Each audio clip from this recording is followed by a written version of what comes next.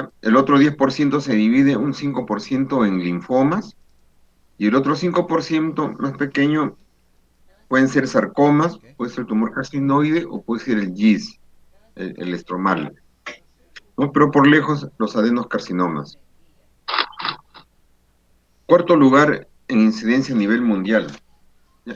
Y en el Perú ocupa el primer lugar de incidencia en muertes por neoplasia en varones. Cuando preguntamos los hombres de qué cáncer se mueren más, cáncer gástrico.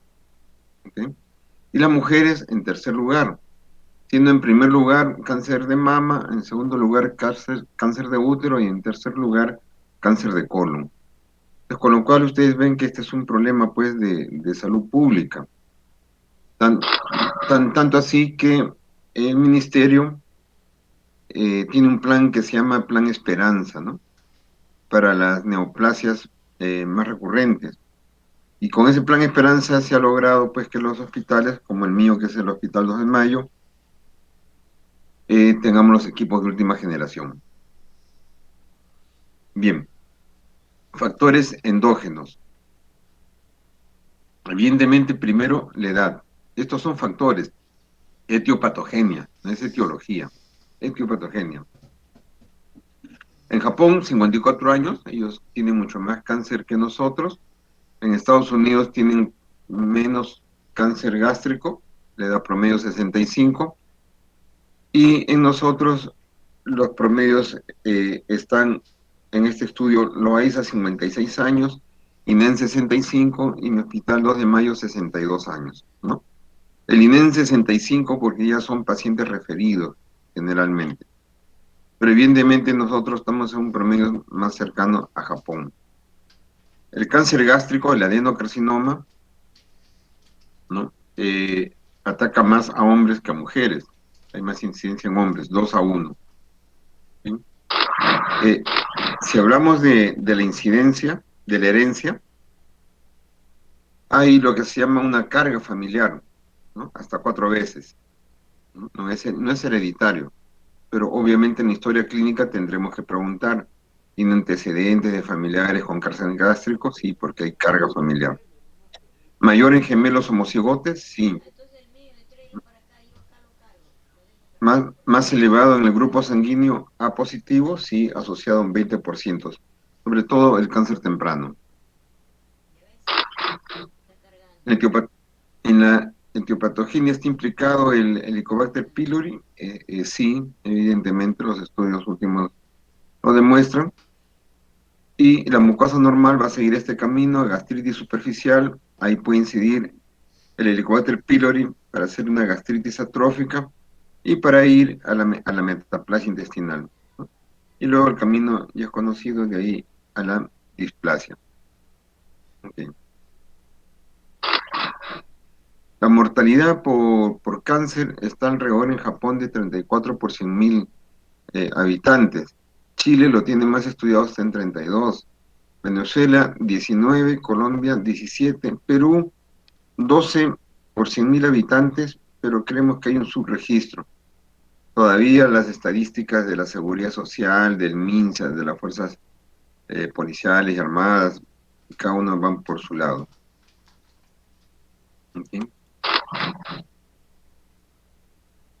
Y nuestra prevalencia, pues, está en este color clarito entre el 10 y el 20%, como les decía. Si vemos en Asia, Rusia, China tienen mayor incidencia, ¿no?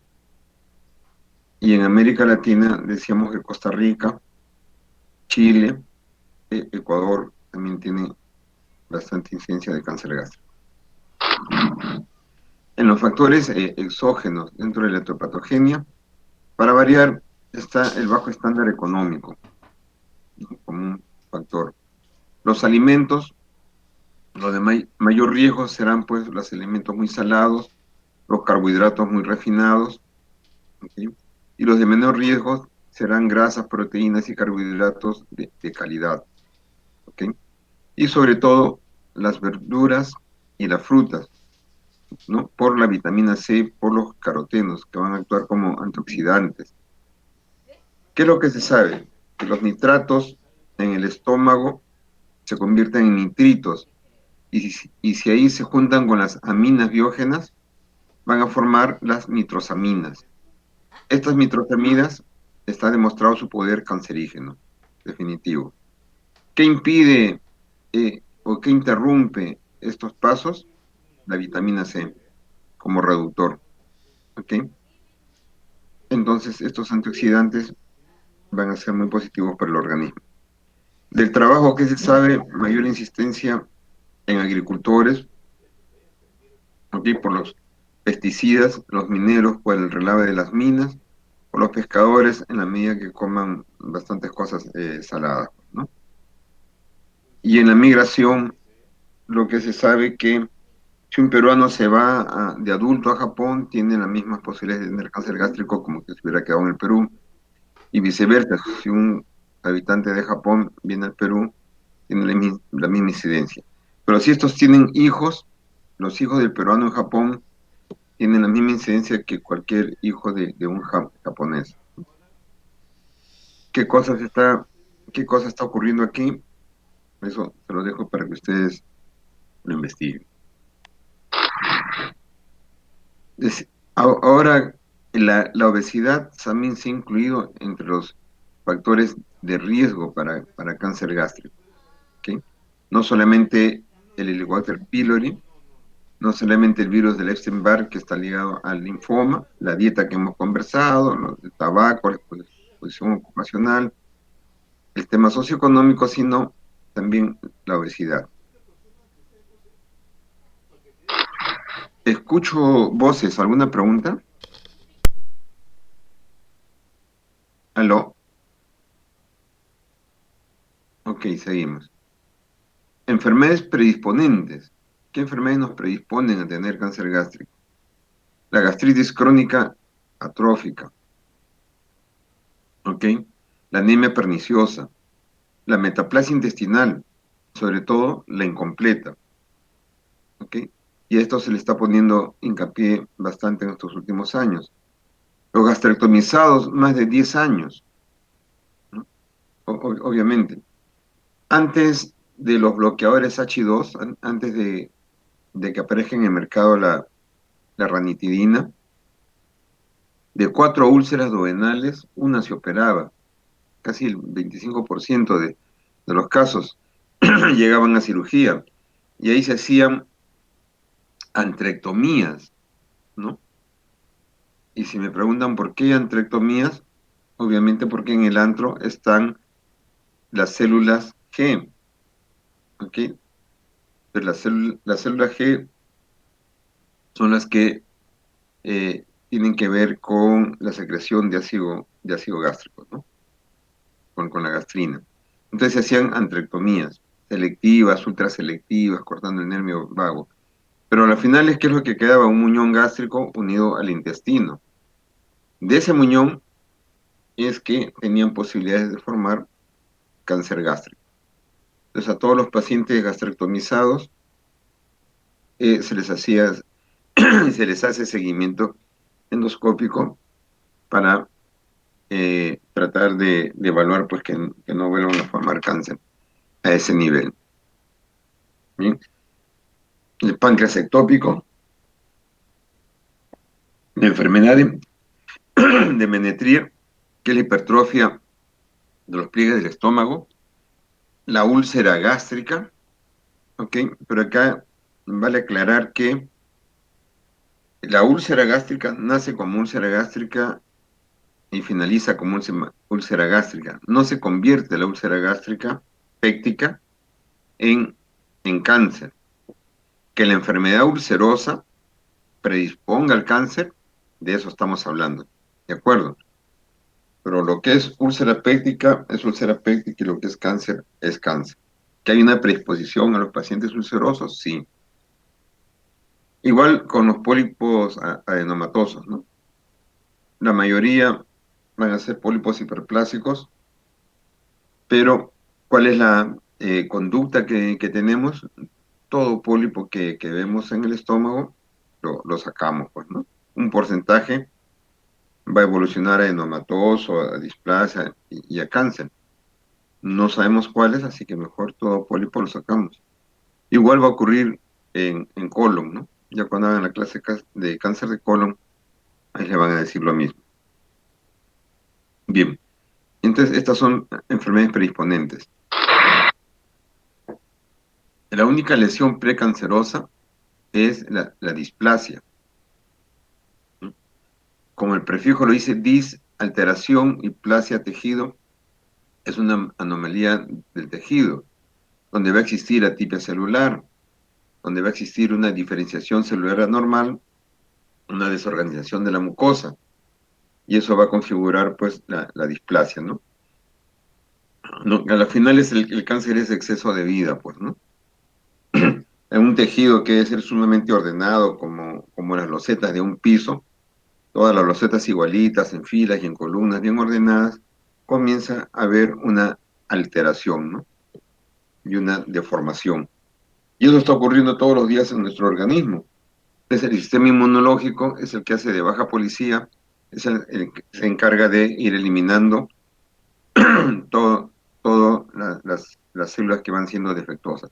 Cuando se rompe ese equilibrio, después que comienza a alterarse y comienza a avanzar la displasia.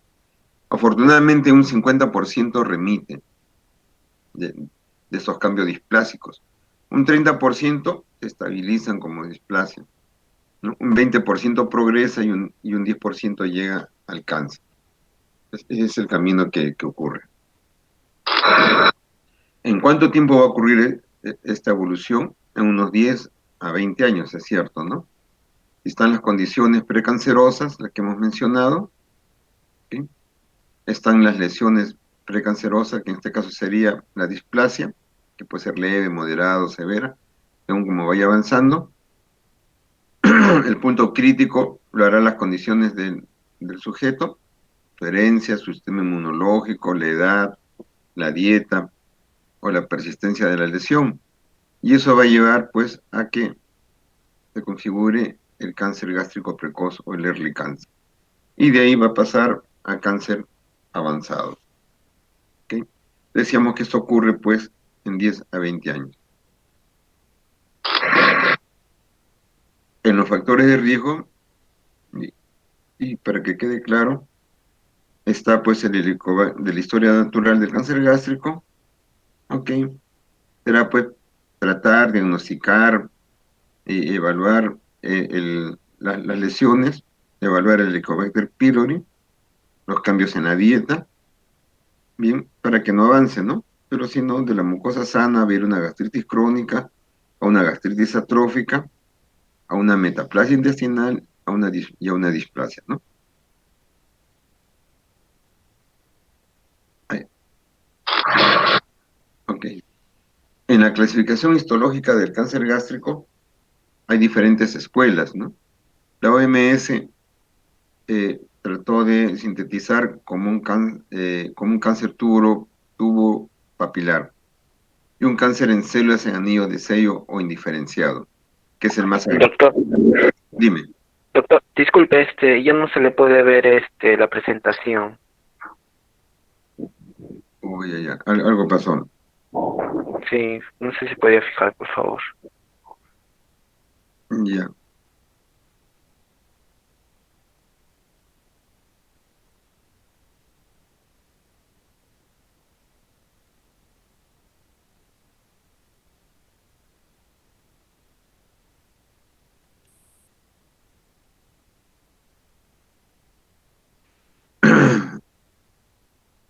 Creo que en lugar de pasar, apretamos dejar de compartir.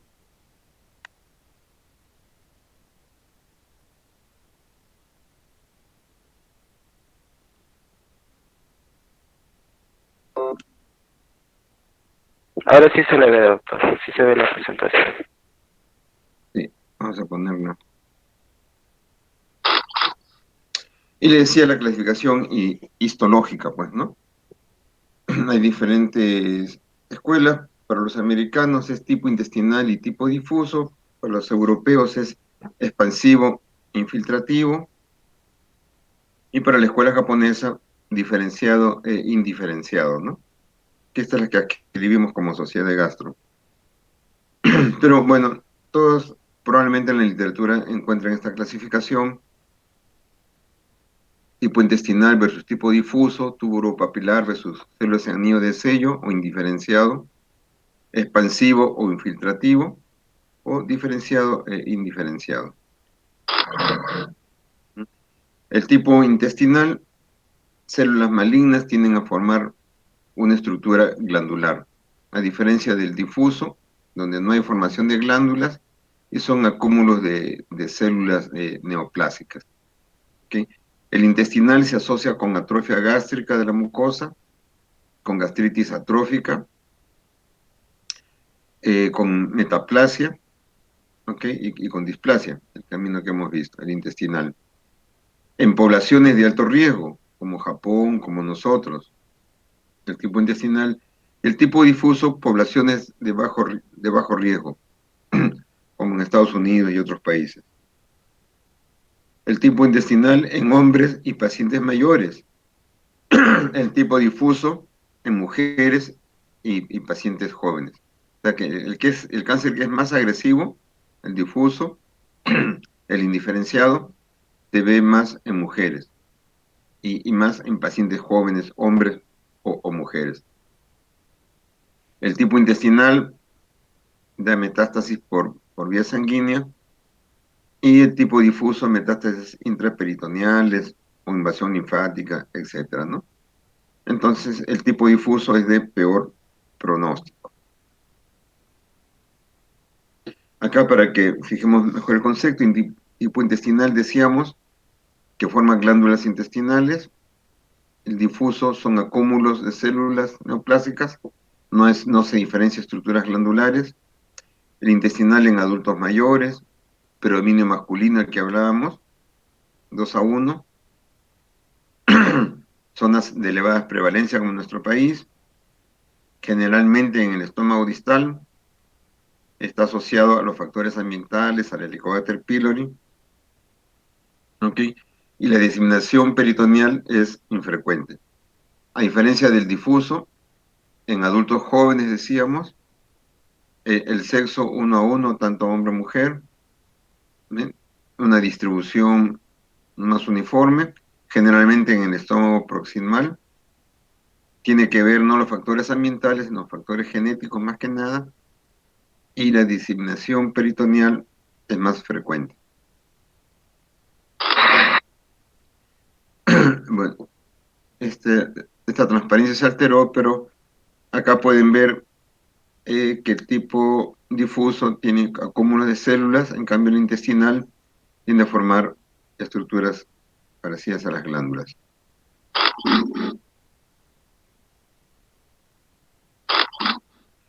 En el diagnóstico, bueno, habrá que ver pues los basales de laboratorio, ¿no? Sobre todo si está haciendo anemia. Si el cáncer es ulcerado, van a ver sangrado microscópico y va a haber una baja hemoglobina.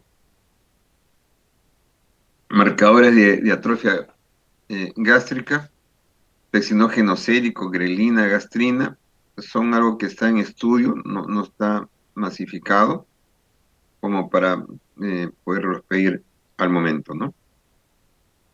Los que sí hay en el mercado, en el laboratorio, es el CEA, el antígeno carcino embrionario, el CA-125 y el CA-19-9, sobre todo estos tres, pero su utilidad es muy limitada por su baja sensibilidad y especificidad, ¿no?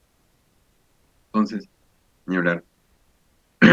Y, y en los otros exámenes, obviamente la endoscopía es el gold estándar, ¿no? Como vamos a ver.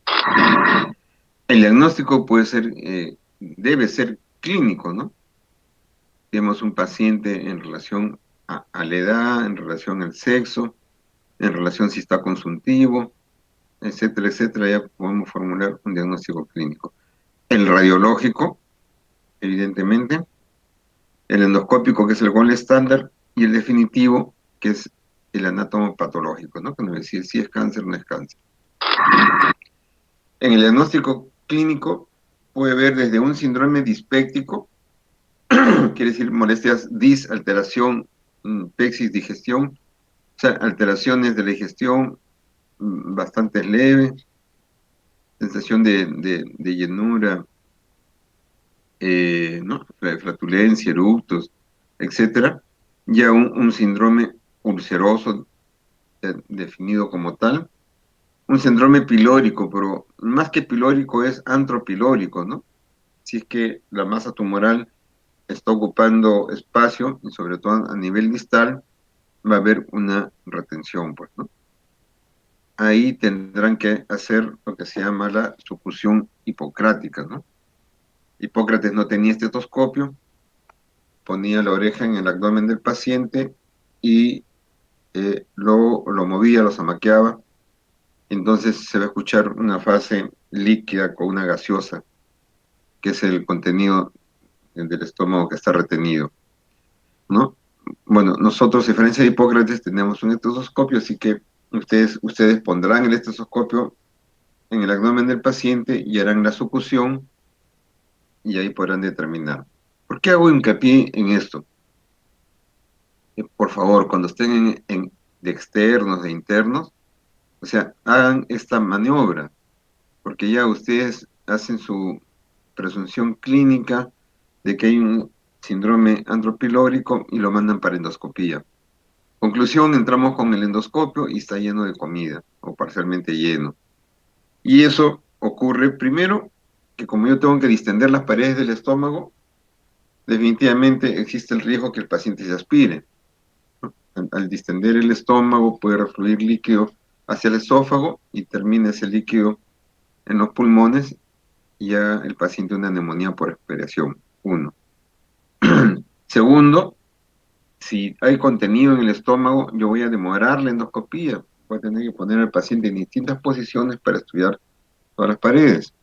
Y tercero, tengo mayores posibilidades de falla diagnóstica, porque el contenido en el estómago está ocupando espacio y no me va a dejar ver toda la mucosa. Entonces, por favor, tienen que ponerle una sonda nasogástrica y hacer un lavado. Cuando el paciente ya esté limpio, hayan sacado todo el contenido del estómago, por favor, recién lo mandan para la endoscopía. Entonces, esto es importante. ¿Habrá un síndrome hemorrágico? Sí, evidentemente. La úlcera cancerosa puede sangrar. Varios pacientes acuden por hemorragia estiva alta al hospital y termina siendo cáncer gástrico, ¿no? Un síndrome consuntivo, evidentemente, como todo cáncer. Y para el último, un síndrome difágico, ¿no? ¿Por qué habrá un síndrome difágico? ¿No? Si nos ponemos a pasar un poco, puede ser un cáncer que se ubique en el fondo del estómago y dificulte el paso de los alimentos del esófago al estómago, ¿no? ¿Ok? Y ya sabemos que la disfagia, alteración y fagia de tragar es la dificultad para el paso del alimento. Entonces sí, en el cáncer gástrico puede haber un síndrome difágico. Entonces hay que estar siempre alerta. Y lo que decía, ¿no? El dolor puede estar comprometido hasta un 70% de los casos, ¿no? Puede ser constante, no irradiado, no aliviado por la ingesta de alimentos, porque a diferencia de una úlcera péptica, ¿no? O puede aliviarse temporalmente con antiácidos, ¿sí? De acuerdo, ¿no? Un 50% va a presentar anorexia, náuseas, pérdida de peso, y van a ir aumentando conforme aumente la enfermedad. Sobre todo pueden presentar sensación de llenura precoz, ¿no? Que es diferente a la hiporexia. El paciente tiene apetito, le ponemos 2 platos de comida, lo invitamos a comer, ¿no? Empieza el primer plato, no comió ni la mitad y dice, no, ya me siento lleno, ¿no? Ya no quiero más. Y no quiero más comer porque tiene la sensación de la llenura precoz. Tiene hambre, le gusta lo que está comiendo, pero no se siente lleno. ¿Ok? A diferencia de la hiporexia, que es una falta de apetito, ¿no? Entonces, hay que poner bastante hincapié en ese síntoma. Puede presentar disfagia, por lo que ya hemos explicado, hasta un 20%. Las hemorragias intestinales de que hablamos, un 5%, ¿no? Que se perfore, raro, 1%. Con suerte, yo en mi práctica de gastroenterólogo nunca he visto un cáncer gástrico perforado, pero está descrito en la literatura. ¿Ok?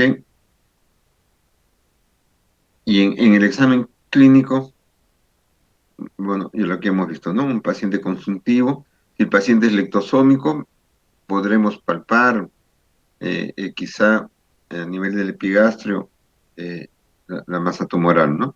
O si el cáncer ha crecido también no solamente hacia la mucosa, sino hacia la serosa. ¿Ok? Y el test de Tevenon, sí, en un tercio de los casos puede salir positivo.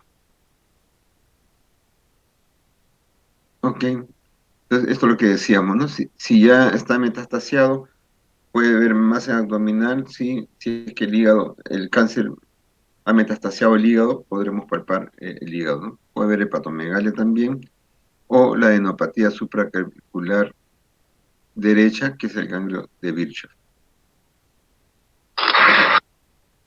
Ok.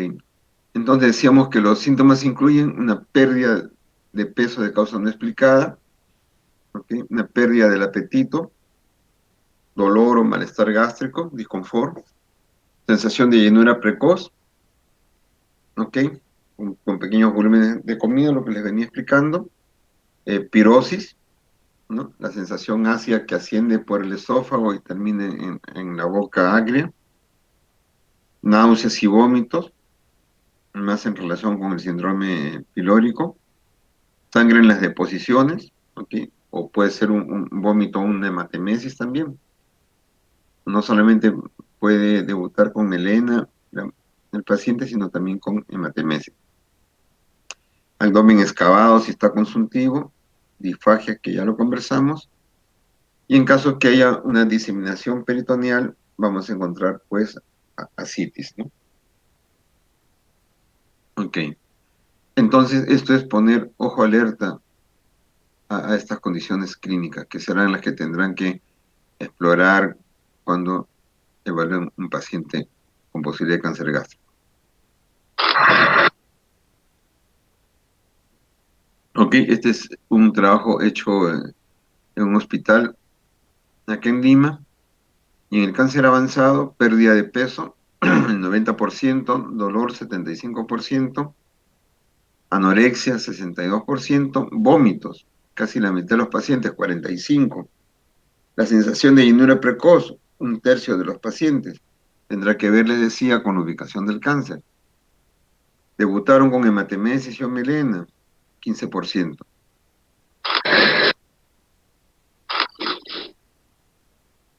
Ok. Consuntivos un 10%, ascitis, si es que hay siembra peritoneal 9%, masa abdominal 12%, si es que está metastasiado. ¿Ok? Hepatomegalia, por las mismas razones, si está ya con metástasis al hígado un 8%, ictericia un 7% en este estudio, ¿no? Ictericia, obviamente, si el cáncer está metastasiado y la metástasis en el hígado está obliterando los conductos biliares, el paciente se va a poner ictérico. Y el ganglio de Virchow comprometido en un 3% de los casos. Igual, en el examen físico está caquéxico, puede ser más epigástrica, o ya los signos de metástasis, que los vamos a ver, ¿no? El ganglio de Virchow, el nódulo de Iris, o el nódulo de la hermana María José. ¿Ok?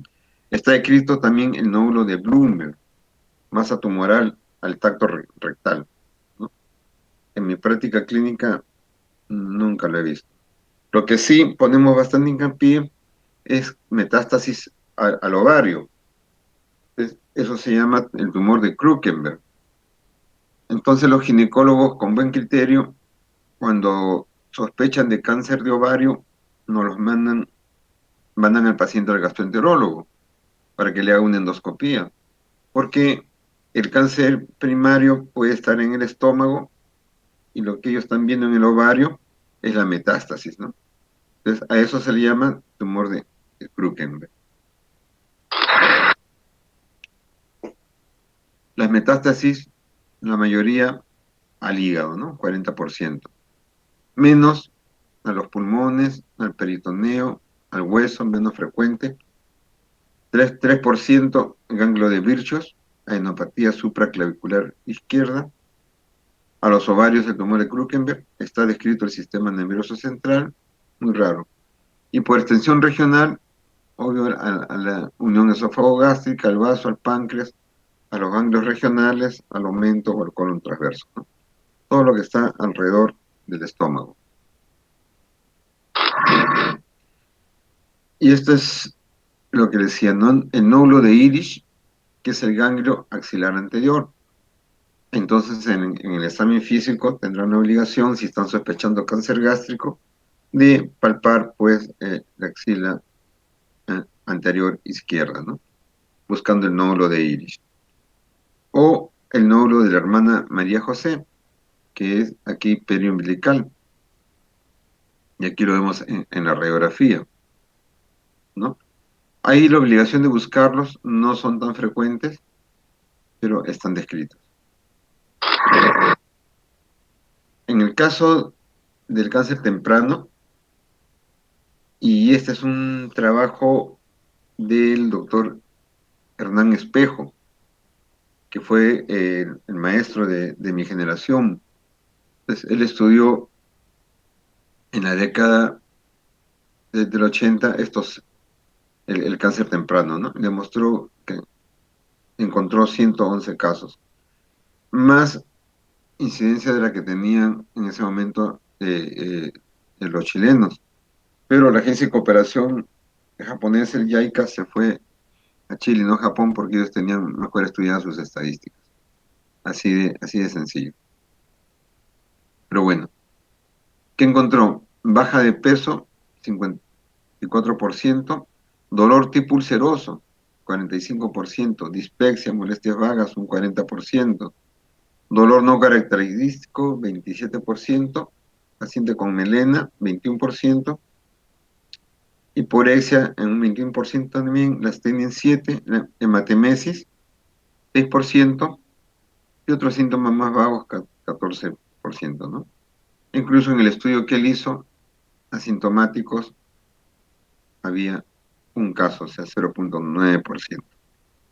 Entonces, porque el early cancer son, como vamos a ver más adelante, lesiones muy pequeñas, ¿no? De 1 centímetro, 2 centímetros, 3 centímetros, pero aún así pueden producir melena, ¿ok? Van a producir dolor, como todo cáncer va a haber baja de peso, entonces hay que estar alertas. El ganglio de Virchow, exageradamente grande, ¿ok? Este ya lo diagnostica la enfermera, pues, ¿no? Usualmente es como una alberja en la fosa supraclavicular izquierda.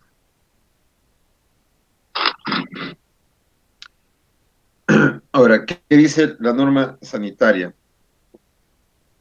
Todo paciente, ¿no?, de mayor de 40 años con o sin síntomas, y aquí he puesto el cero como para resaltar el o, con síntomas o sin síntomas, debe hacerse una endoscopía digestiva alta en el Perú, ¿no?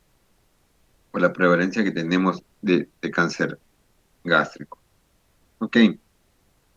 Eso es lo que dice la norma sanitaria.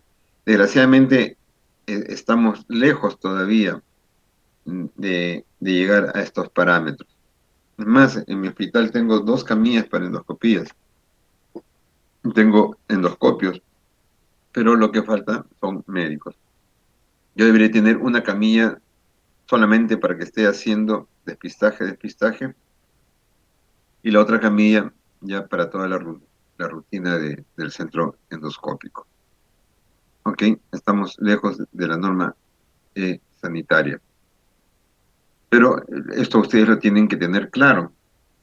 Y eso van a ver cuando veo el reporte del día de las endoscopías que se han hecho, de los diagnósticos. Evidentemente la mayoría son gastritis, ¿ok? Pero ¿qué es lo que pasa? Si en nuestras consultas ahí en el hospital tengo el paciente cautivo, tiene 40 años o más, le planteamos hacerse una endoscopía, por lo menos a los que acuden al hospital, ¿no? Cuando don Hernán Espejo, yo lo ayudé a ese estudio.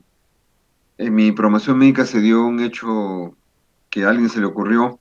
Cuando entramos a internado, les planteamos a nuestros tutores un mes rotar por la especialidad que quisiéramos, ¿no? Porque en internado se rotan las cuatro grandes, ¿no? Pediatría, cirugía, ¿no?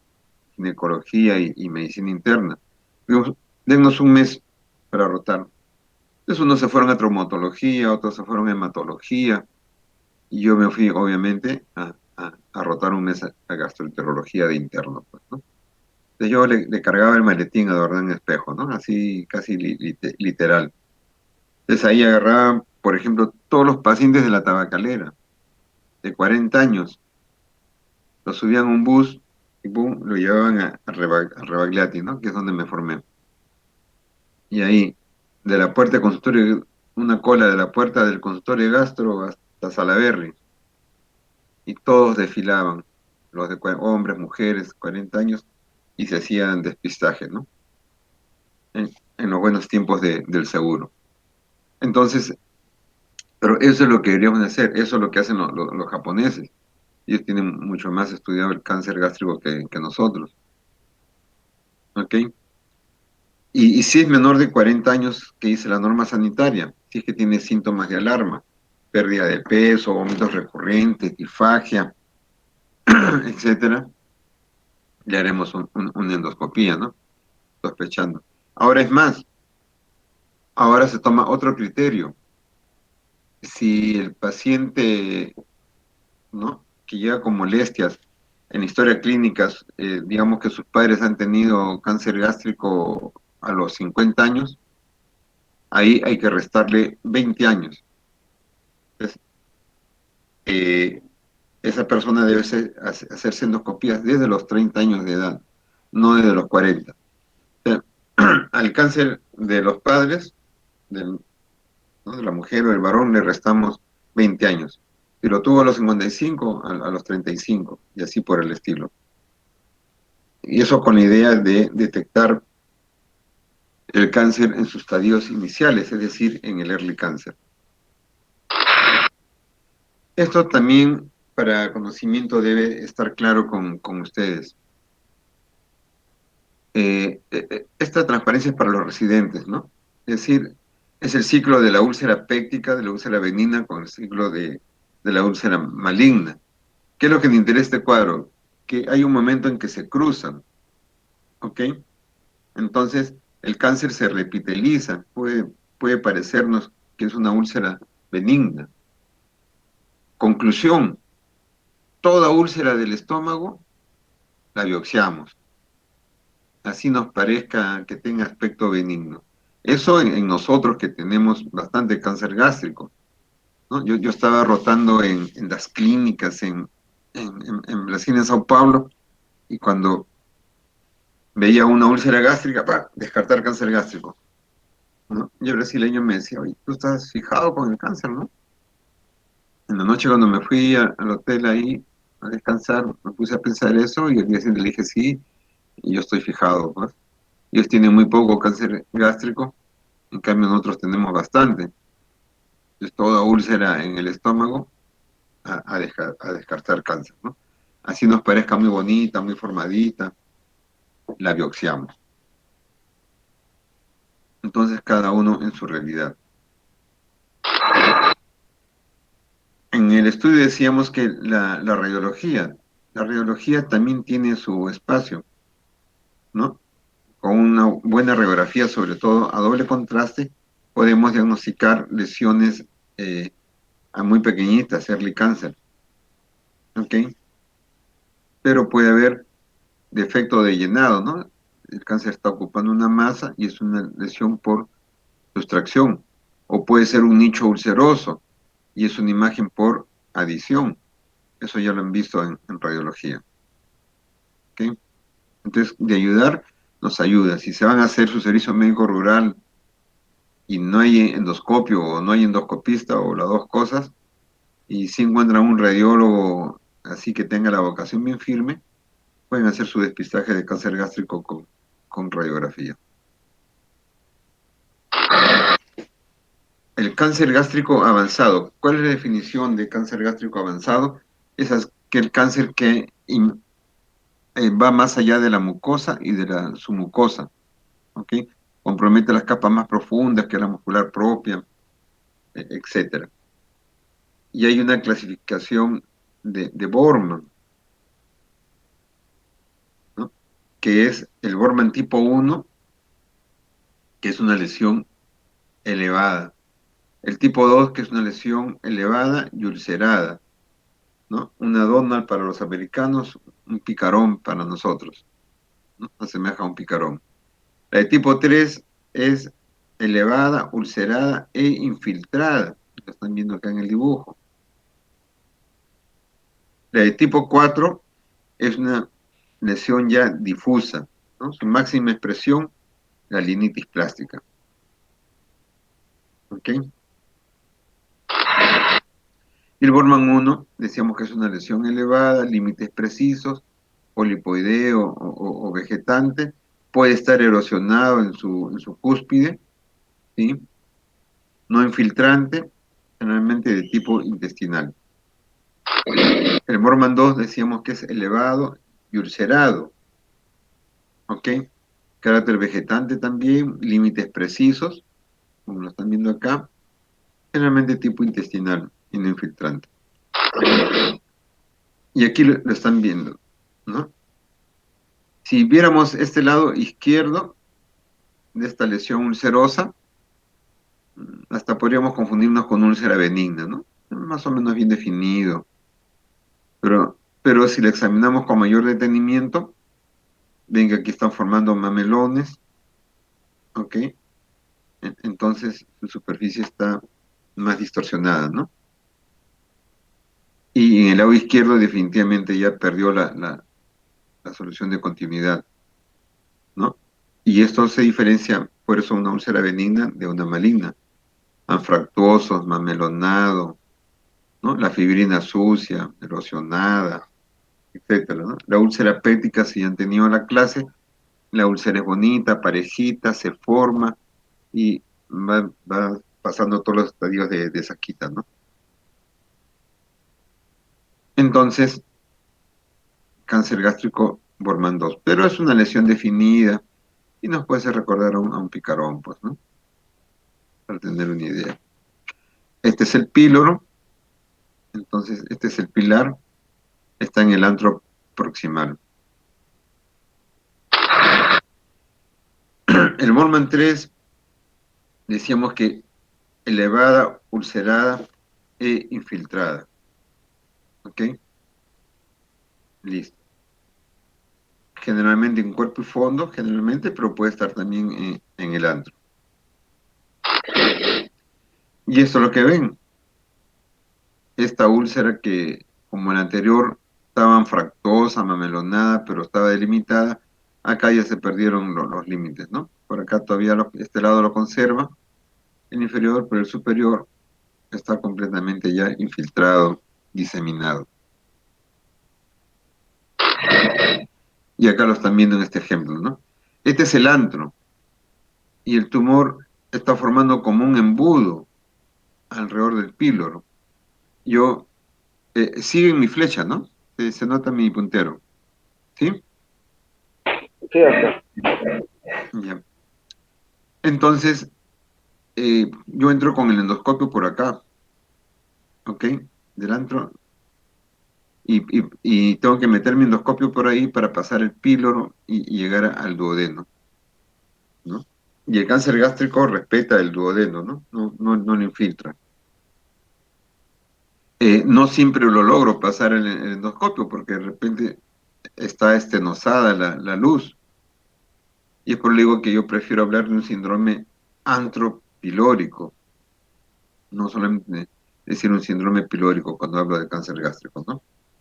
Es la masa que está ocupando el espacio aquí en el antro. Y aquí ya no hay úlcera definida, pues, ¿no? Es elevado, ulcerado, infiltrado, es bastante irregular.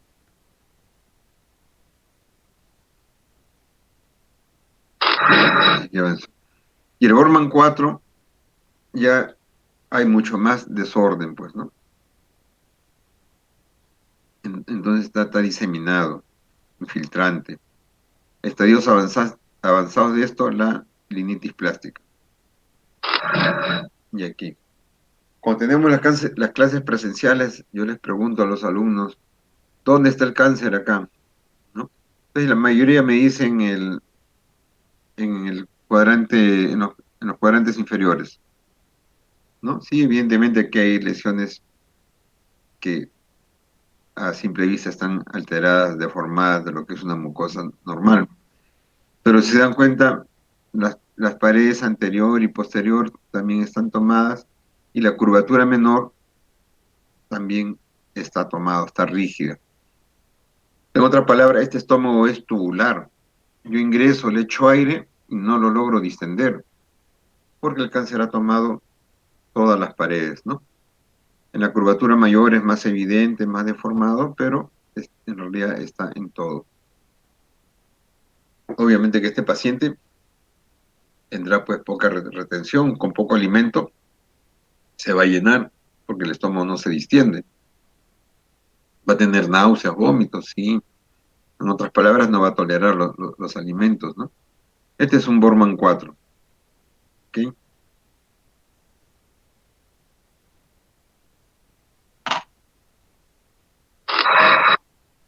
Y esta es una pieza anatómica por ¿no? convención mundial. Este es el lado oral y este es el lado caudal. Acá, entonces, el estómago está abierto por la curvatura mayor, ¿no? Lo han abierto y lo han extendido.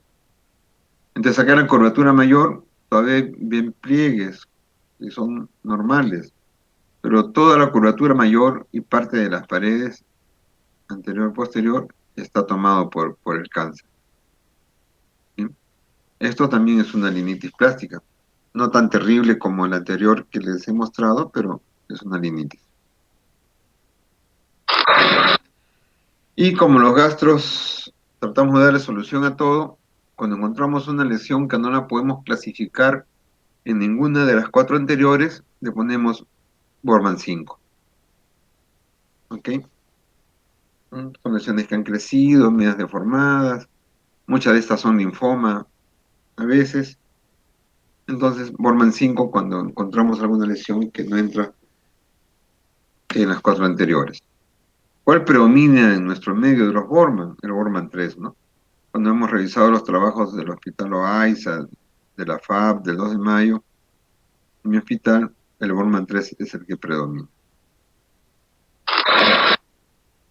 Y esto para decirle lo del muñón gástrico, ¿no? Esto que está al fondo, no sé si lo logran visualizar, es el intestino y, y lo proximal sería el muñón gástrico, lo que queda del estómago, y la unión está tomada, pues, ¿no? Acá abajo podemos ver que está respetada la zona de la anastomosis, pero acá ha proliferado el tejido. Entonces, neoplasia, pues, del muñón gástrico. Todo paciente operado debe hacerse una endoscopía una vez al año para no detectarlo en este estadio, ¿no?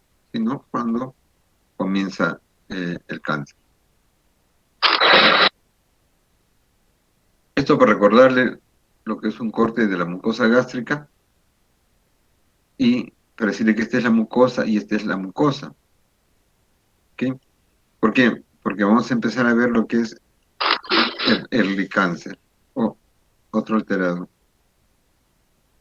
Entonces, el early cáncer es el que está confinado a la mucosa o, o su mucosa, independientemente del compromiso ganglional y también independientemente del tamaño. Puede ser un poco extenso, pero en profundidad no pasa la su mucosa, entonces es un early cáncer. ¿de acuerdo? El Borman puede ser pequeñito, pero puede invadir más allá de la submucosa y es un cáncer avanzado. Bien, y esto con relación al compromiso, ¿no? Si es el compromiso solo de la mucosa, menos del 3% va a tener una afectación ganglionar. Si ya llega el cáncer a la submucosa, de 10 a 20% pueden estar afectados los ganglios, ¿no? ¿Ok? Si el cáncer no está ulcerado, puede ser 0% de afectación ganglionar. Y sobre todo si la histología es el cáncer bien diferenciado, que es el menos agresivo. ¿Bien?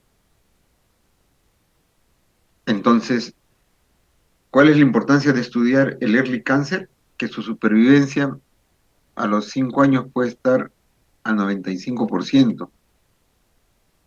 ¿Ok? Entonces, ahí tiene una buena supervivencia. Y a los 10 años, el 100%. Y para estudiar el early cancer tenemos que ver lo que es la clasificación de París, pues, ¿no? Y esta que nos dice que los cánceres polipoideos se van a clasificar. Si es pediculado como este, será el cáncer 0,1P, ¿no? P de pedículo, ¿ok? Y si no tiene pedículo, es sésil como este, es 0,1S, sésil. En la práctica clínica también ponemos 0,1SP, que es el subpediculado que encontramos, que no tiene tanto un pedículo así, sino que se asemeja a la letra omega, ¿no? Si le recuerdan la letra omega del alfabeto griego. Y las no polipoideas, que serían como esta lesión, que es plana, plana elevada, a diferencia de este sésil o de esta pediculada. Plana elevada, 0,2A. Puede ser completamente plana, que sería 0,2B. O puede ser excavada o deprimida, que sería 0,2C. ¿Ok? Entonces, esta es la famosa clasificación de París que ustedes van a encontrar en la literatura, que es la manera como nos entendemos todos los gastroenterólogos. Ok. Entonces, el cáncer gástrico incipiente, que va a ser el polipoideo, que puede ser sésil como esto, ¿ok? Que puede ser el plano elevado, como este de acá, 2A, el 2B, que es el más difícil de diagnosticar porque es plano, ¿sí? El 2C, que es una lesión deprimida, y el 3, que es una lesión excavada, ¿no?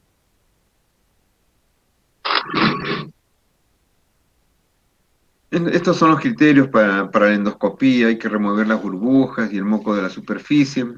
Oye, ya el hecho de que las lesiones pueden ser muy pequeñas.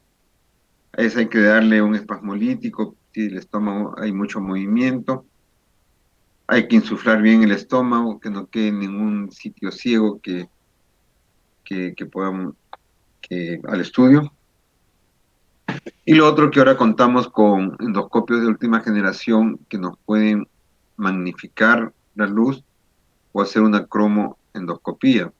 Hay dos casas comerciales y una magnifica más que otra y la otra hace unos cambios de onda de la luz blanca, y eso permite cambiar de colores y de esa manera estudiar mejor la lesión. Esto para que se enteren que es lo último en los endoscopios. Y aquí unos ejemplos, ¿no? Estas lesiones 0,2A es una plana elevada, pues, ¿no? Y así lo vamos a ver. Pero si lo ven, la zona está irregular, ¿ok? Aquí la podemos ver. Y las lesiones pueden ser así. En cambio, una lesión plana es más difícil de evaluar. Hay que agudizar mucho la vista hacerle cambios en la coloración, hacerle cromoendoscopía para poder estudiarla. O lesiones pequeñas que son deprimidas, ¿no? Esta está bastante clara, deprimidas o excavadas, ¿no? Pero que se pueden confundir con una erosión. El último early cancer que he diagnosticado, una señora proveniente de los Andes, de 55 años, y tenía dos erosiones, que si no hacemos hincapié, pueden pasar desapercibidas como dos erosiones epécticas nomás. Pero viéndola ya con otros ojos, con experiencia, eran algo irregulares, ¿no?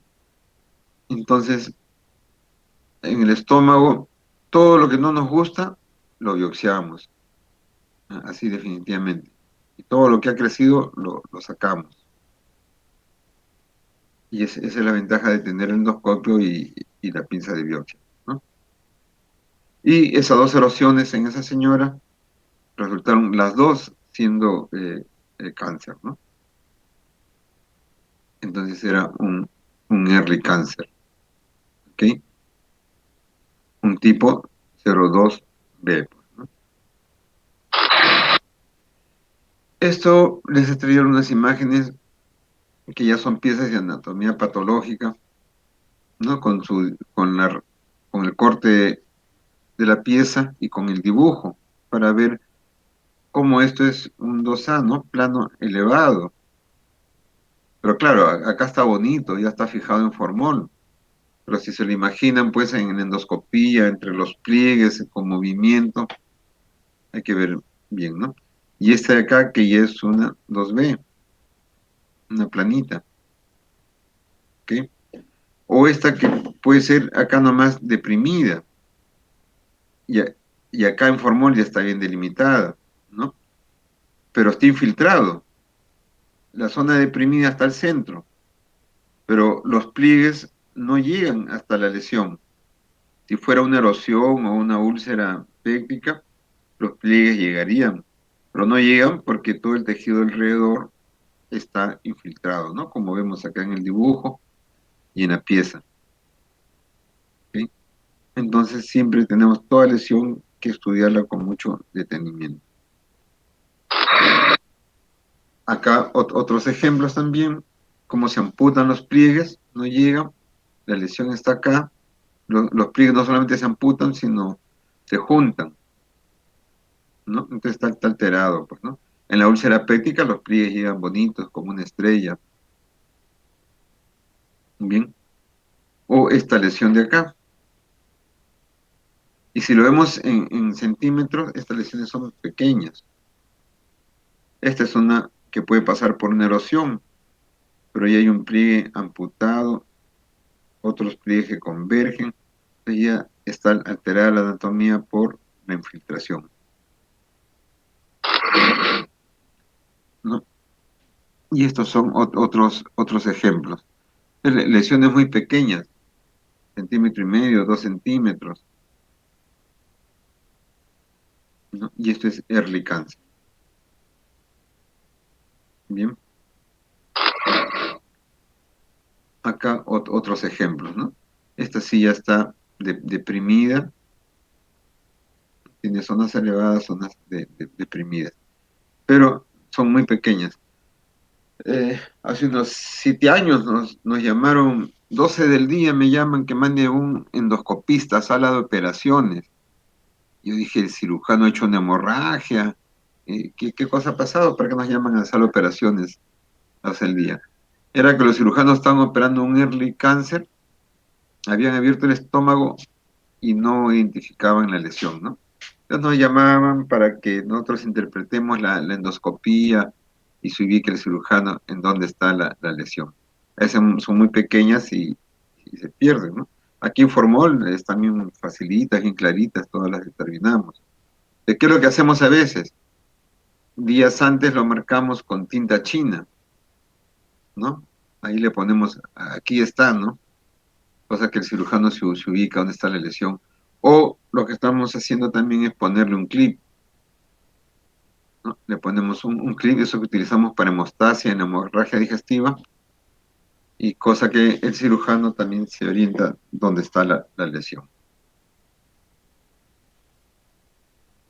Bien, antes que existiera la cromoendoscopía y los cambios de luz por la longitud de la onda, usábamos pues azul de metileno para colorearlo y que la lesión se pueda delimitar bien, ¿no? Ven acá, esta lesión es ulcerosa, pero los bordes están irregulares, pues, ¿no? Entonces, nadie me puede decir que tiene un bonito aspecto como una úlcera péptica, y hay que biopsiarlo, pues, ¿no? O esta de acá está más bonita, pero si lo vemos bien, este borde aquí está alterado, aquí los pliegues no llegan, acá se juntan los pliegues, entonces, hay que hacer, ¿no? Esta otra que era del tipo Cecil, pero lesiones pequeñas. Estado C, que es una lesión deprimida, bien bonita en la pieza de anatomopatológica, pero como abarca, altera los pliegues. ¿Ok? Entonces, y en centímetros, 1, 2, 2,5 centímetros, pequeña. Este igualmente, otro early cáncer, la lesión deprimida con bordes elevados, irregulares. Entonces, como verán, y esto algunos podrían pasarlo por una erosión, ¿no? Que está congestionada, con los bordes congestionados, la fibrina, pero no, early cáncer. Igualmente acá hay que poner bastante hincapié en determinar esta lesión, ¿no? Muy pequeña.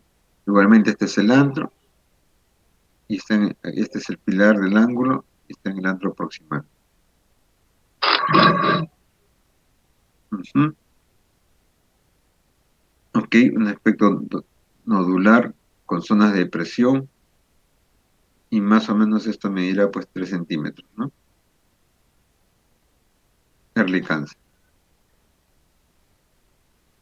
Tra- Tratamiento, ¿no? Gastrectomía subtotal radical o más extensa con linfadenectomía, recesión endoscópica, quimioterapia, ¿no? ¿En qué estamos ahora? Todo lo que podamos resecar endoscópicamente, mejor, si el paciente no va a una cirugía. Y esta es la terapia endoscópica, ¿no? Este es un endoscopio, un prototipo de investigación, ¿no? Que tiene doble canal. Con uno están agarrando la lesión y con otro la están extirpando con un asa de polipectomía. Ahora, ¿qué es lo que se tiene que hacer? Primero inyectar una sustancia para levantar, separar el cáncer de los planos profundos, y es lo que están acá inyectando. ¿Bien?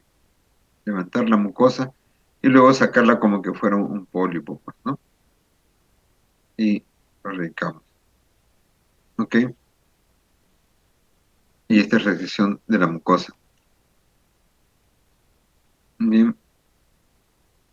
Oh, ya. Esto no es para ustedes. Indicaciones de la mucosectomía, los tipos que deben de ser, si está ulcerado o no está ulcerado, en cuál está indicado, y todas las displasias de alto o bajo grado.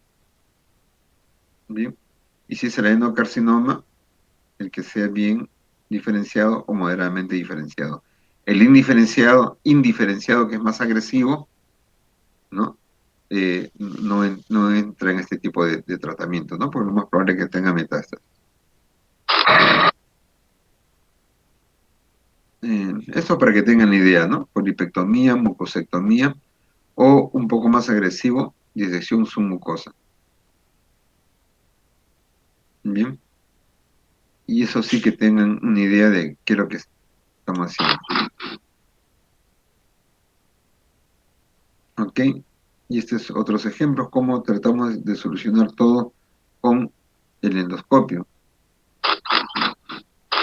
Si decía una anterior, la polipectomía con con asa de polipectomía, ¿no? La mucosectomía, como lo vimos en el dibujo, con el asa de polipectomía, con capuchón o con bandas. Y en edición submucosa ya necesitamos un knife, un bisturí eléctrico. Entonces, dependiendo cómo vamos a enfrentar la lesión, tenemos alternativas. ¿Ok? Entonces, acá de la izquierda es el asa de polipectomía, habiéndole inyectado previamente para levantar la lesión. Se está radicando, se puede radicar por partes inclusive, pero aquí ya no. Este es el knife, este es el bisturí eléctrico, ¿ok? Donde se delimita la lesión, se inyecta y luego se procede a resecarla. Y aquí tenemos un ejemplo más claro de una disección submucosa, ¿no? La lesión está acá, se ha estudiado con el ecoendoscopio hasta dónde abarca y a qué profundidad, y entonces se delimita la lesión y con el bisturí eléctrico se va levantando la mucosa y la submucosa. Acá se decola, se levanta toda la lesión y el paciente va a quedar así en serosa, ¿no? ¿Ok? Y aquí ya está la pieza fijada, ¿no?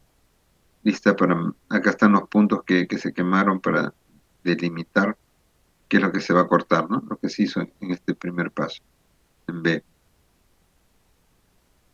Y esto ya se fija en formol y se manda al patólogo para estudiarlo, ¿no? Entonces, con eso, a través del endoscopio estamos resolviendo casos de early cancer.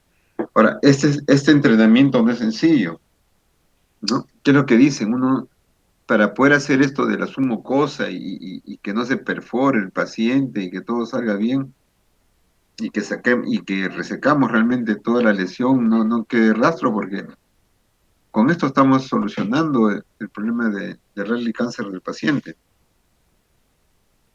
Se dice que el gastroenterólogo que se va a entrenar en este método tiene que haber observado unos 15 casos, ¿no? En la segunda parte tiene que haber ayudado en otros 15 casos y luego tiene que haber hecho otros 15 casos ya con ayuda. O sea, él haciéndolo y el tutor ayudándolo, para que después recién ya esté suficientemente entrenado y pueda resolverlo solo, ¿no? Ya como comprenderán, la meca para entrenarnos en esto, pues es Japón, o la alta incidencia. Tiene mucho más casos, debe haber mucho más casos para poder ver, ayudar o participar, ¿no? Y para este momento quiero que sea la ultrasonografía endoscópica. Este es el último juguetito que vamos a adquirir en el hospital, ¿no? El ecoendoscopio, ¿no? Es un endoscopio que tiene un traductor ecográfico en la punta, de tal manera que hacemos la endoscopía, soltamos los ecos y podemos ver la profundidad de la lesión, hasta donde invadido, ¿ok? Especificidad 90%, inclusive para detectar enopatías cerca de la pared gástrica. Entonces, esta ecoendoscopía, previo a la resección mucosa o submucosa, va a ser de mucha utilidad, ¿no? Nos va a determinar inclusive la profundidad, el tamaño de la lesión. Bien.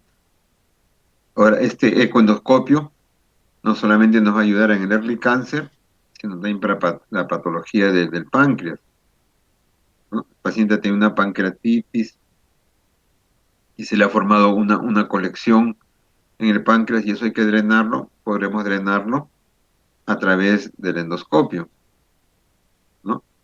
y en eso la ultrasonografía nos ayuda para delimitar el mejor sitio, ¿no?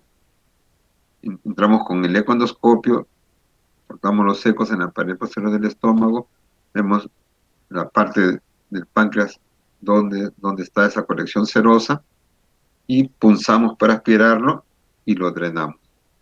Y con eso también evitamos que el paciente pueda ir a cirugía.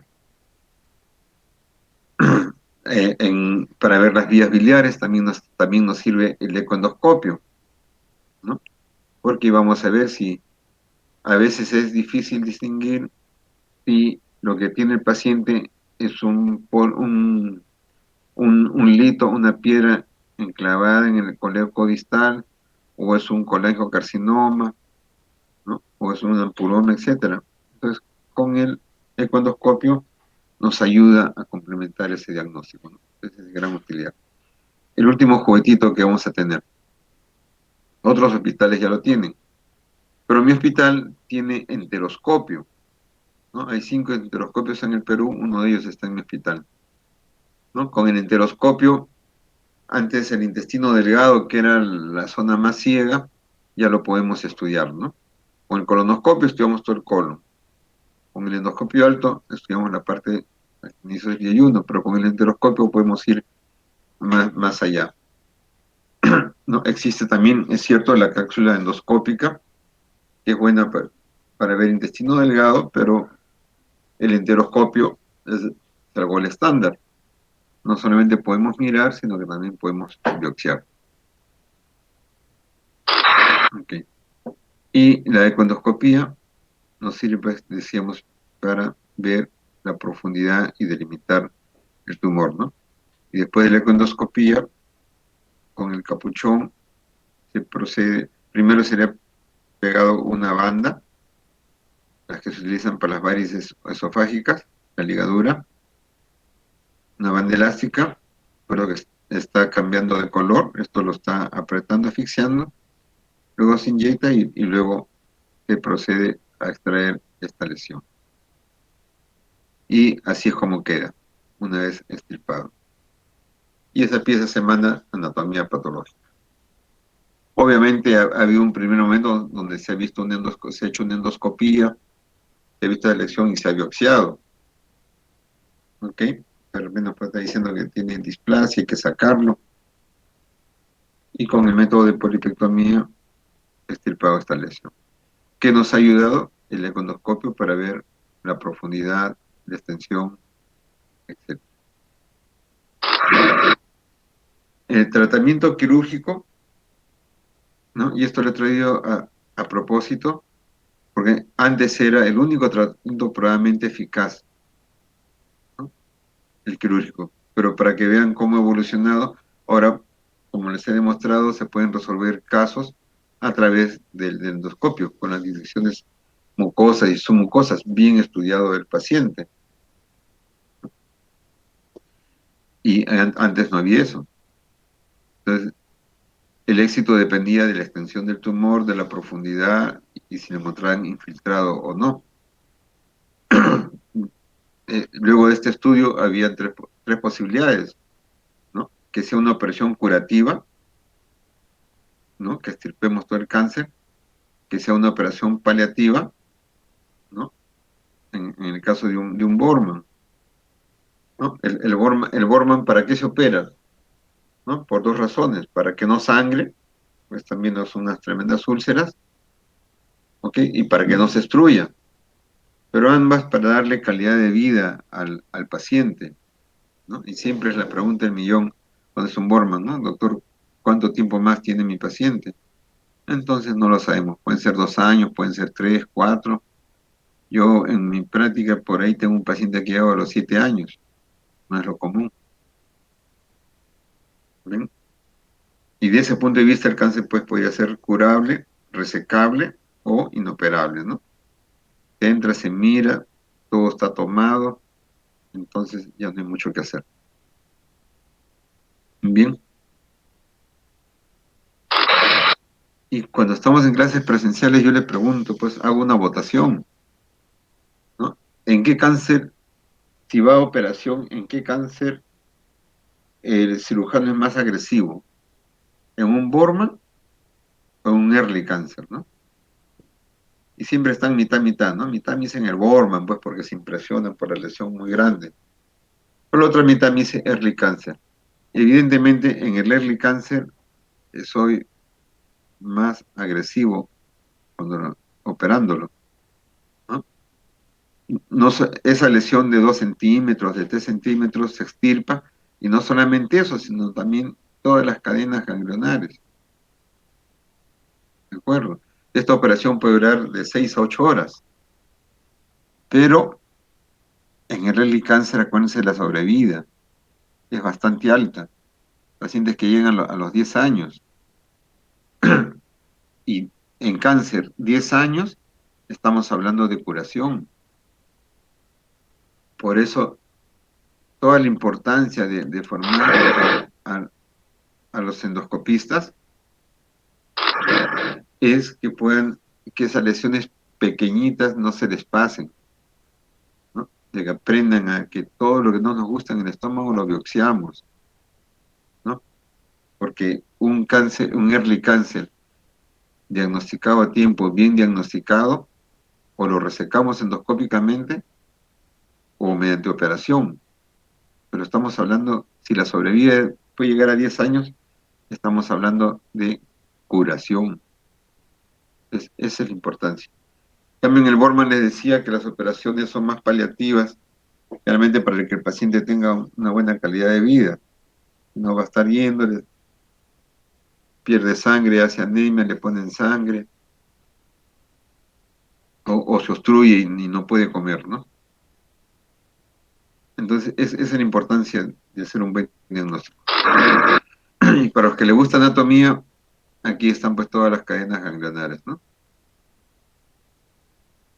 Pero como le digo, es una operación curativa, ¿no? Dependiendo de dónde esté localizado, los cirujanos ya tienen su esquema de búsqueda de las cadenas, ¿no? Bien, y entonces, esto ya lo hemos dicho, la metástasis hematógena, el hígado es el sitio más común, ¿no? ¿Ok?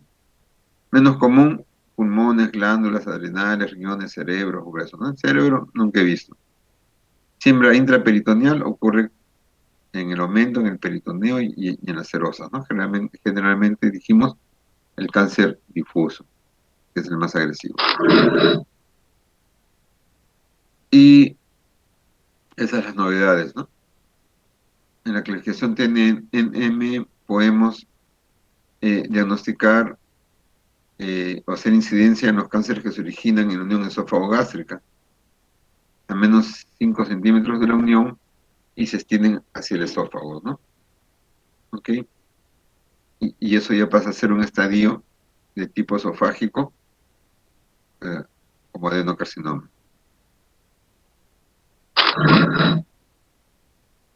Entonces, para ver el estadiaje de cáncer gástrico, vamos a tomar una tomografía, pues, ¿no? Y ahí veremos si el hígado está tomado, si hay ganglios, eh, etcétera. La radioterapia y la quimioterapia realmente no son gran alternativa, ¿no? Se dice complementario a la cirugía, etcétera, pero todavía no hay muchas luces con respecto al tratamiento de radioterapia y quimioterapia. Mejor diagnosticarlos en estadios tempranos en early cancer, y si lo podemos evitar una operación y resecarlos por endoscopía, entonces ya estamos logrando bastante. Oh, verdad. Aquí ahora les voy a mostrar para que se tengan una idea, ¿no? Estaba revisando lo de cáncer gástrico y encontré en, en el 2005 me invitaron al Congreso de Cirugía para que ponga sobre cáncer gástrico. Entonces yo le llevé las estadísticas, ¿no? Y aquí están la cantidad de endoscopías que hacemos por año, ¿ok? Acá en el 2005 No es que nos volvimos más flojos, sino que en ese tiempo teníamos un endoscopio nomás. Cuando salía a repararse, sencillamente no se hacían endoscopías, ¿no? Así de terrible era la situación. Pero, ¿qué quiero demostrarle con este cuadro? De 3.000 endoscopías salieron 88 casos positivos de cáncer, de 2.952, y así 67 en el 2003, 87 en el 2004, etcétera. Y es lo que le decía, no llegamos a la norma sanitaria, pero tratamos de hacer bastantes endoscopías, sobre todo a los mayores de 40 años, tratando de buscar cáncer. ¿Ok? Y en el 2004 es este cuadro, 117 veces sospechamos cáncer avanzado. ¿Ok? Pero la biopsia salió positiva solamente en 78. Lo otro era una úlcera péptica, media deforme, un poquito así, pero toda úlcera la biopsiamos, ¿no? Y early cáncer, miren, 98 veces ya sospechamos early cáncer. Esa erosioncita, esa lesión pequeñita que está ahí, y solamente 9 nos salieron positivos, ¿no? El 9%. Pero yo creo que estos 9 casos justifican todo lo que hacemos, porque el early cáncer, bien manejado, endoscópicamente o quirúrgicamente, estamos hablando de curación. ¿Ok? Entonces, lo ideal es que no encontremos, pues, cáncer avanzado, ¿no? Esto nos está hablando de falla en todo el sistema de salud, ¿no? Ahora con el COVID lo vemos. Entonces, el cáncer no es la diferencia. Pacientes que vienen de provincias, no hay endoscopio, todos vienen cuando ya sangraron, cuando ya no pueden comer, cuando están con ese síndrome antropilórico. No es lo ideal, ¿no?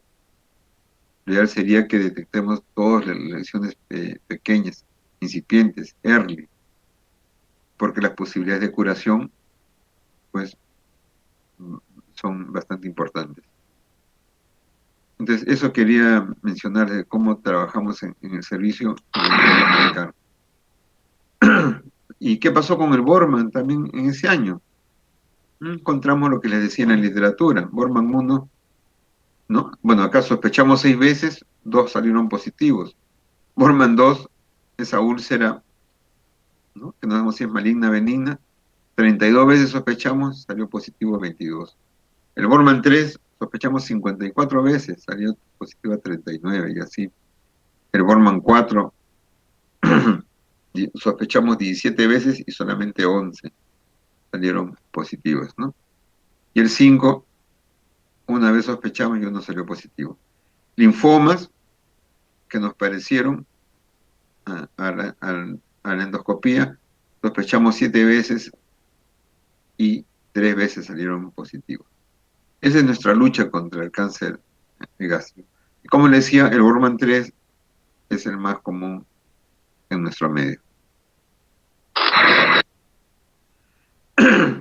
Y si lo comparamos hombre-mujeres, se confirma lo que decíamos, ¿no? El hombre 2-1, más comprometido que las mujeres. A mí no me deja ver el, no me deja ver el final porque me sale Google Meet, está compartiendo pantalla. Pero ustedes lo ven, ¿no? Entonces hay más hombres que mujeres. Y en nuestra lucha por el cáncer gástrico, en el 2014 saqué era un calendario, ¿no? ¿Ok? Para tratar de sensibilizar a toda la población, y no solamente a la población, sino también a la comunidad médica, ¿no? Evidentemente, toda persona mayor de 40 años debe hacerse una endoscopía digestiva una vez al año, ¿no? Ok, es el despistaje. Es el mejor despistaje, es el gol estándar. Hacerse una endoscopía a partir de los 40 años una vez al año. ¿Sí? Y bien, muchachos, este es el fin de la presentación. ¿Ok? Doctor, buenas tardes. Ujú. Sí, Tengo una consulta dígame. respecto al early cancer.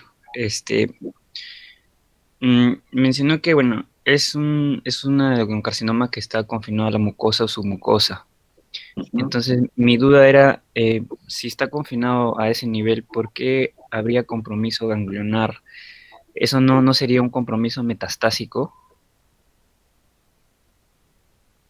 Claro, por eso le puse un cuadrito a más profundidad, más posibilidades de encontrar ganglios. Claro, el ganglio ya es una metástasis. Y entonces, ¿y por qué entonces sería un cáncer precoz? ¿Eso ya no es un cáncer avanzado? No, la definición de cáncer avanzado es la, la submucosa, independientemente de tamaño. Ahora, no todos los herpes tienen ganglios, ¿no? Para eso hacemos la ecografía también para estudiar la cancerosidad. Esos que resecamos endoscópicamente les dicen in situ, pero Ah, si tiene ya más metástasis, o sea, el de cáncer con metástasis, ya lo mandamos a cirugía. O sea, tenemos que seleccionar bien al paciente. ya, entonces en ese caso, ese early cancer que ya llegó a ganglios, no tendría no tendría la sobrevida más del 90%.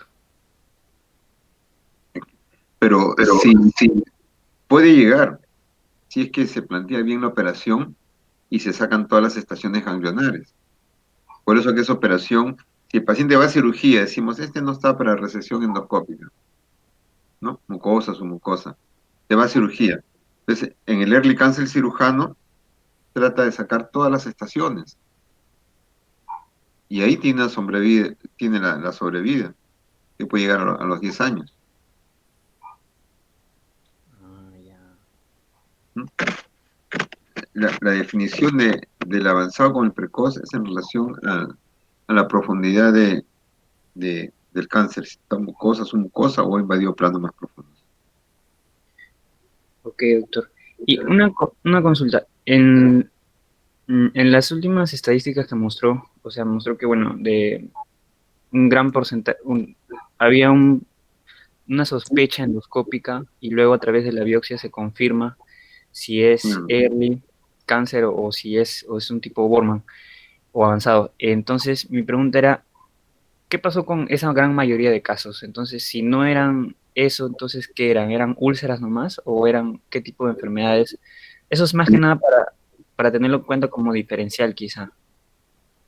Claro, eran úlceras. Hay úlceras que sí deforman, pueden deformar el antro.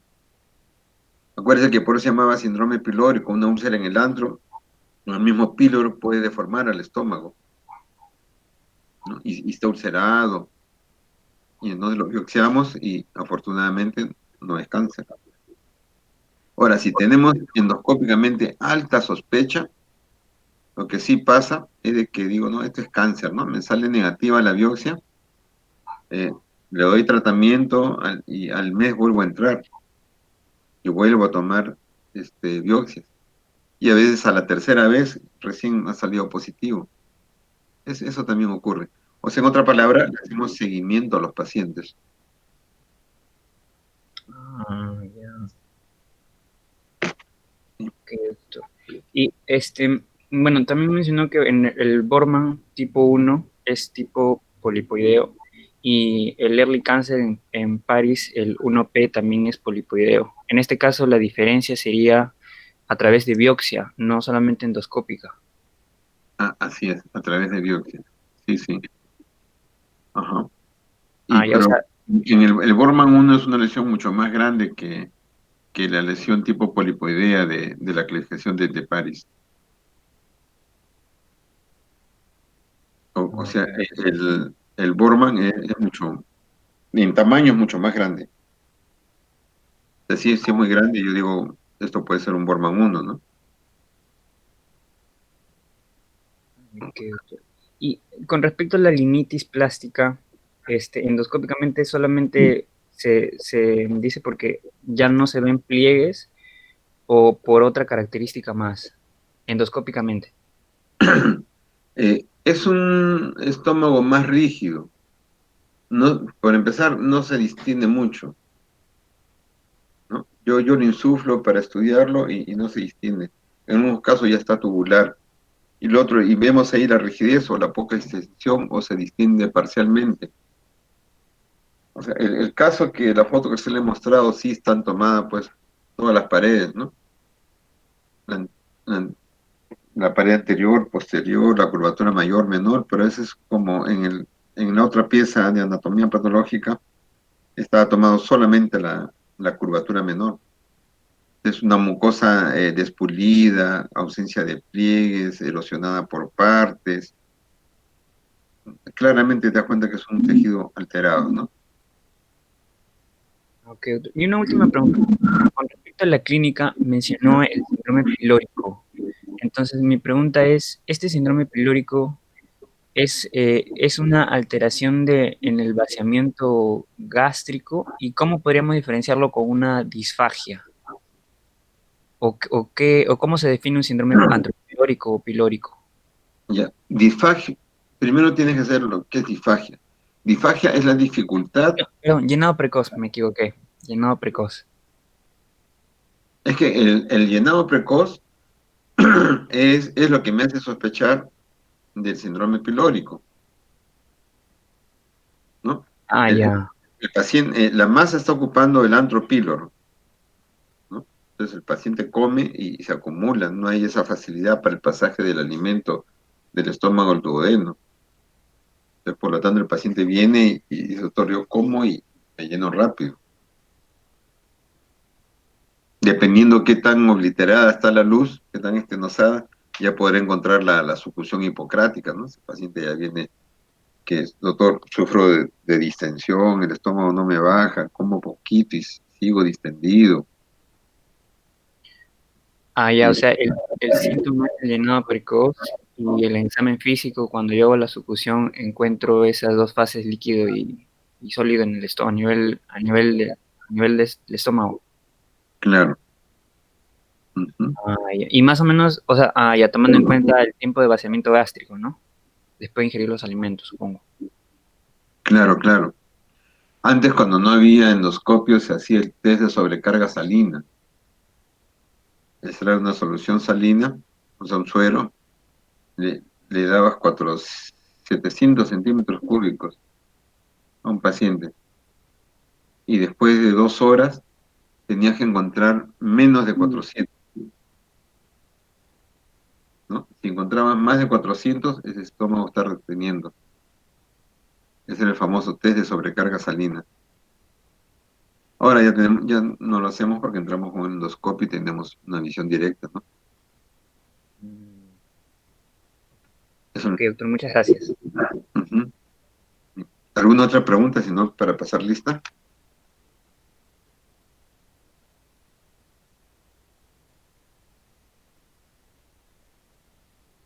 En-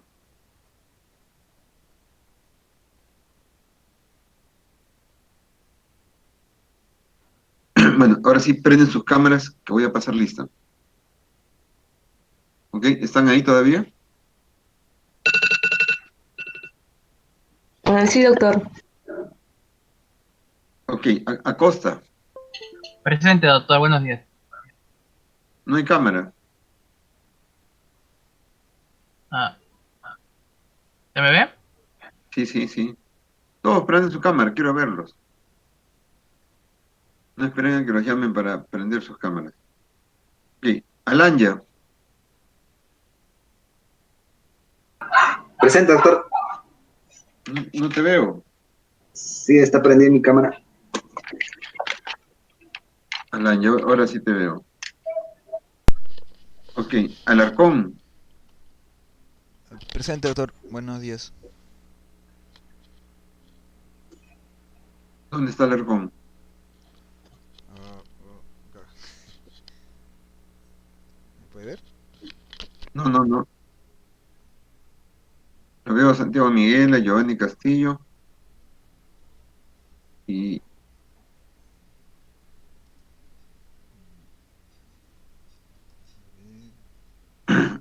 Y Alarcón no sale. Sí, bueno, acá parece como que Eh, está prendido. Sí está, doctor, sí lo veo. O si no, mándale una captura de mi pantalla. Ah, Doctor Alarcón es Santiago. en Santiago. Sí. Ya. Ok. Arias Castillo Edwin. Presente, presente, doctor, buenos días. No sé si puede ver mi cámara. No. Está encendida. Edwin. Ok. Arroyo Rodas. Sí, doctor, aquí estoy presente. Ya. Presente. Arroyo Rodas Sandra, ¿no? Ok. Kawi Freddy. Doctor, ¿me Ok. ve? Sí, con tus audífonos ahí. Ujú. Renato Cárdenas. Presente, doctor. Presente. Ok, ya te vi. Castillo Gutiérrez. Presente, doctor, buenos días. Castillo Piero Giovanni, ¿no? Sí, doctor. Ya. Castro Giordano. Presente, doctor. ¿Prendiste cámara o no? Sí, Ok, doctor. Estoy saludando. ya. Sí, creo que mejor me saludan, así veo un movimiento. Condori, Giuseppe Condori. Yo, profesor, presente. Ya, presente. Contreras, Evelyn Contreras. Buenos días, doctor. Presente. ¿Me ve? Bueno, sí, ya te vi. Paul Contreras.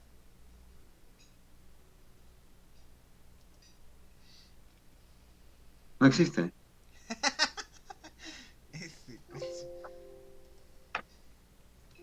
¿Paul está? ¿No está? No. Fernández, Marcelo. Tampoco. Fernández, Gisela. Presente, doctor. Aquí. ¿Me observa? Sí, sobre. Ya. Pero Gisela. Ya. García, Raúl García. Presente, doctor, buenos días. Ahí. Víctor Raúl. Ok.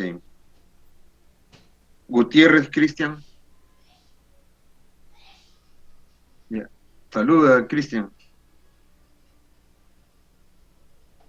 Doctor, Gutiérrez, presente, doctor. Gutiérrez. Gutiérrez Doctor, Marco. disculpe.